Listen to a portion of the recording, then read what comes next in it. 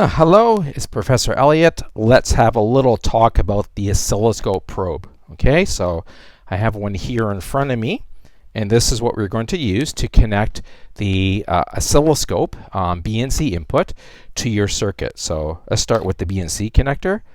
Okay, so get it there. You see it like that. And you can see inside there's a little center pin. Okay, just make sure that when it goes into your oscilloscope, it should go in fairly easily. If everything is brand new, it might be a little snug the first time, but don't force it in. Sometimes that little pin will get offset a little bit, and just kind of recenter it. But just don't be rough with it, and it'll treat you well. Okay. And this shell, this is the outer shell. This goes to the earth ground, and then the center pin is the actual signal from your circuit. So that's the BNC connector. On the side there, there's a little compensation screw.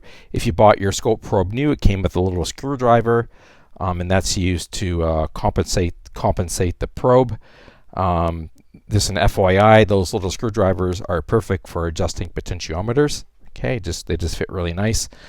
Okay, so a little bit of a strain relief on there, and then at the other end is the oscilloscope probe itself, and this probe is the standard ×1 ×10. They do come in different it's called attenuation settings, and it's used to scale down the input voltage. So if you were measuring 10 volts and you have it on the 10 ×10 section, then it will be scaled down by a factor of 10 on the oscilloscope, and it will think it's 1 volt. Okay, and that's done to get the scale down the voltage, so you can measure higher voltages and still not damage the scope probe, the scope itself. Or for sensitive circuits such as oscillators, it increases the input impedance, and it allows for less chance of disturbing the circuit and causing oscillations. So they come in different probe settings, ×1, 100, 1,000, 10,000, might be beyond that. I don't know. I'd have to check. But anyway, ×1 or ×10 is by far the most common, and I seriously doubt you'll need anything other than that. Just make sure you set the software in the oscilloscope under the probe attenuation setting, so the software setting matches your probe. Otherwise, the scope's going to display the wrong measurement because it will scale it incorrectly because you didn't set it up right. So it's your fault, not the scope's. Okay, so here's the little spring clip, and this is ideal for connecting to component leads or wires. This one pulls off if you want to pull it off. Some of them they thread, but most are pull off, and it just gives you a sharp little like needle point if you want to connect to a small delicate IC pin or something. You have to hold it on, of course, but anyway, this is the ground clip. So assuming you're using a single-ended scope, the one end is referenced to the common ground. So this literally is earth ground.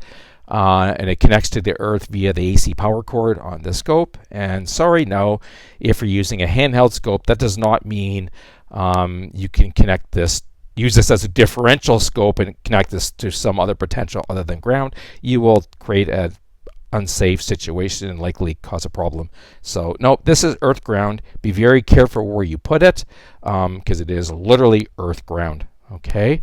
All right, so treat your scope probes with care. I mean, they're reasonably durable, but they don't like to be, coiled super tightly. Keep them as loose as possible because it is a delicate, flexible wire inside. So since I have your full attention now, let's look at at least I hope I do, the BNC to alligator clip. Now, it's very common when students or hobbyists are starting out to say, well, I mean, it's got the same BNC connector for both types of probes. I mean, they're interchangeable, right? Sorry, no. The scope probe is the input probe for the scope only. Do not use it on the function generator.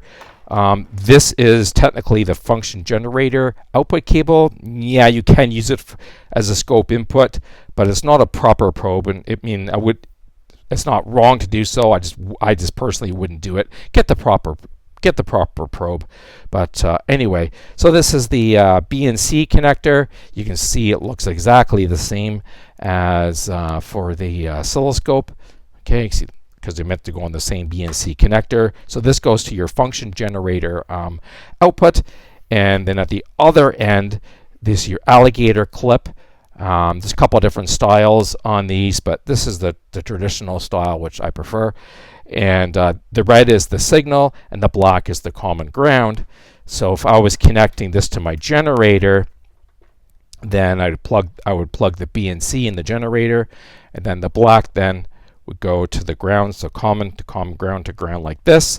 And then the red lead here would simply go to our oscilloscope probe, and then we could set up our signal and confirm it's correct on the oscilloscope. So anyway, that's the basic introduction to the oscilloscope probe and the function generator BNC to alligator clip lead.